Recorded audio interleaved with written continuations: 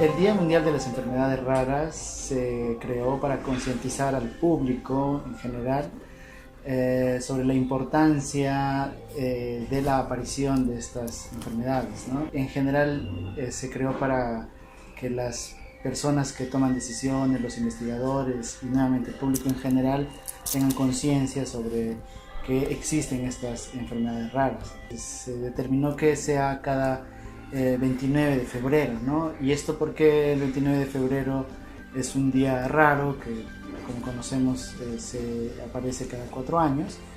Al no poderse, digamos, concientizar o recordar esta fecha, cada año se toma en consideración el último día de febrero, ¿no? O sea, el 28 de febrero.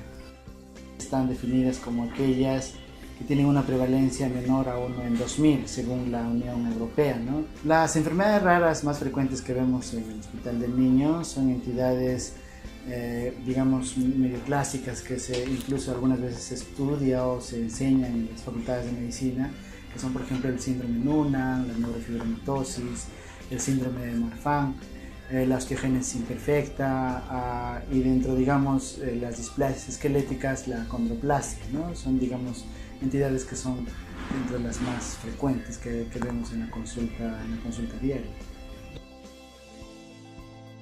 Una enfermedad rara se debe sospechar en la etapa pediátrica aquel niño, por ejemplo, que tenga malformaciones congénitas, es decir, una anomalía, por ejemplo, facial, una malformación cardíaca, malformaciones intestinales. Generalmente se dice que tiene que tener 2 malformaciones congénitas mayores para sospechar de un cuadro específico. Sin embargo, cada vez ahora se conoce que basta que una persona tenga una malformación, podría ser una enfermedad rara. Otra forma de manifestarse son niños que tengan retraso del desarrollo psicomotor, es decir, que supongamos que un niño debe caminar y hablar al año de edad, este niño no habla ni camina al año de edad, entonces se hace el diagnóstico de retraso del desarrollo psicomotor, por lo tanto deberíamos sospechar de una enfermedad rara. También debemos sospechar de un niño que, por ejemplo, que tenga epilepsias, ¿no? Una epilepsia que sea de difícil manejo o que haya aparecido de manera muy precoz, es decir, por ejemplo, al nacimiento. Otra forma de manifestarse es cuando un niño tiene discapacidad intelectual, ¿no? O antes se conocía como retraso mental. Son niños que, por ejemplo, no rinden en el colegio o que, por ejemplo, no hacen sus actividades de manera adecuada, etc., ¿no? Esto generalmente lo hace el diagnóstico un psiquiatra o un neuropsicólogo. Y otra forma de manifestarse son aquellas entidades en general que el curso clínico no corresponde, por ejemplo, a la edad, ¿no? Supongamos que una enfermedad en general, por ejemplo, la hipertensión arterial, aparece generalmente en personas adultas, ¿no? Adultas mayores, ¿no? Con un tipo de vida, pero si, digamos, vemos un joven de 18 años, 17 años con hipertensión arterial, sin ningún factor de riesgo, deberíamos sospechar de una enfermedad rara, ¿no? O, por ejemplo, una persona que tenga cáncer muy precozmente, ¿no? También deberíamos sospechar de una enfermedad rara. O aquellas entidades que, por ejemplo, sabemos que clínicamente tienen una forma de presentación, pero luego esta forma de presentación se hace de manera abigarrada, aparecen otras manifestaciones que no corresponden al cuadro clínico, también podríamos sospechar, un colega o un médico debería sospechar de una enfermedad rara.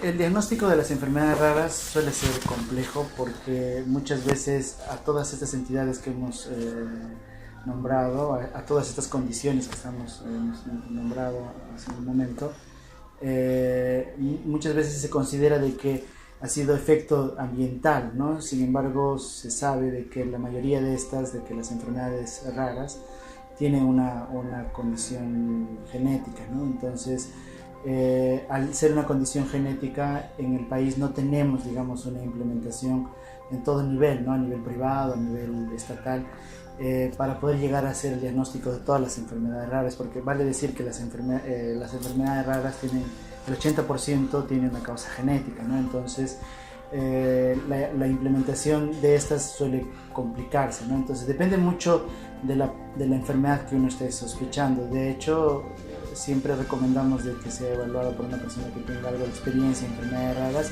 para poder dirigir el examen genético de manera adecuada, porque muchas veces estas pruebas se tienen que enviar fuera del país y eso encarece, digamos, encarece y alarga el tiempo de diagnóstico, ¿no?, de las enfermedades raras.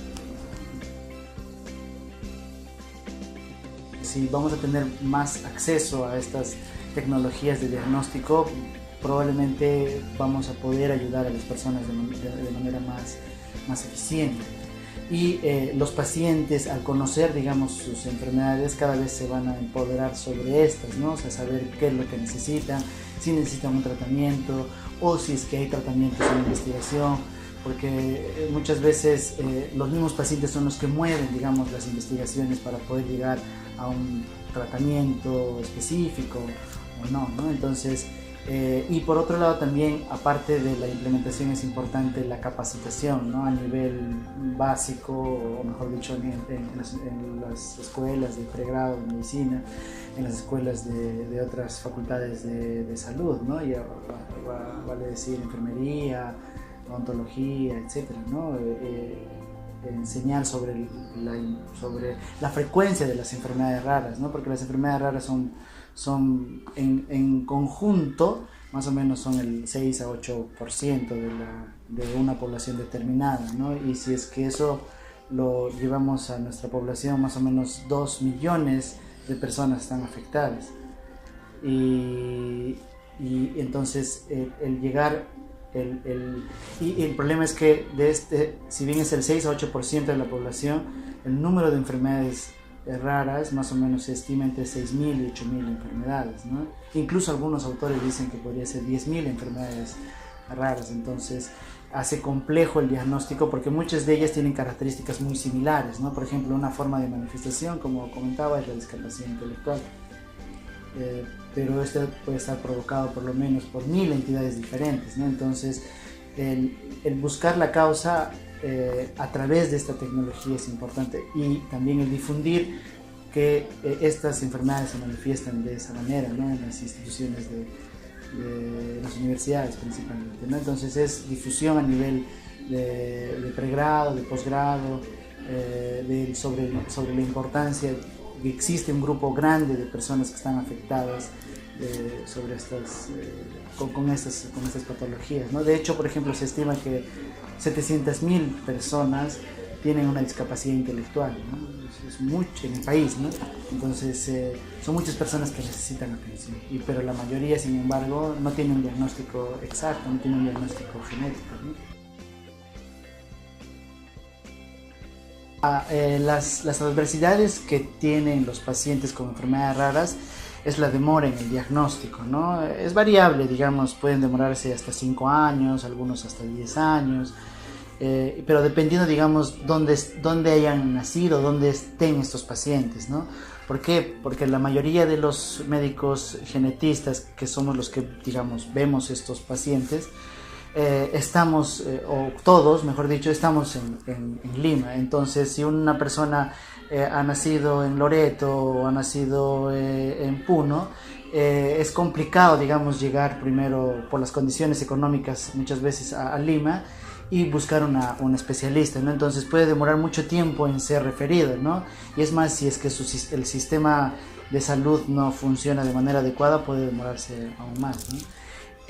Luego el paciente, supongamos que ha llegado a un especialista, la otra dificultad es solicitar la prueba genética, o sea, mejor dicho, la prueba genética a veces no se puede hacer porque, como comentábamos, muchas veces las pruebas no están disponibles en nuestro país. Entonces enviar la muestra fuera complica al diagnóstico de los pacientes. Muchas de las enfermedades raras actualmente tienen un tratamiento específico.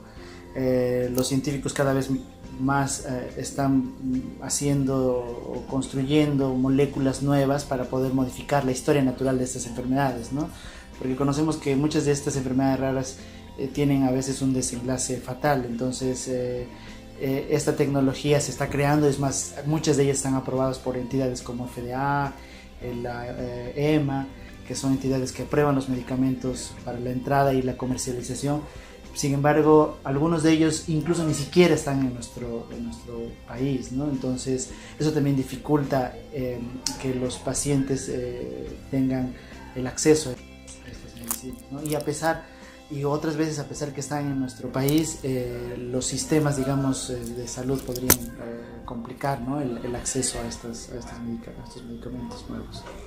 La investigación es muy, muy importante para que debería, digamos, tomar las universidades y también, digamos, los hospitales. Junto con los hospitales debería haber una unión, un matrimonio, para que podamos, digamos, salir de esta ausencia o poco desarrollo en investigación.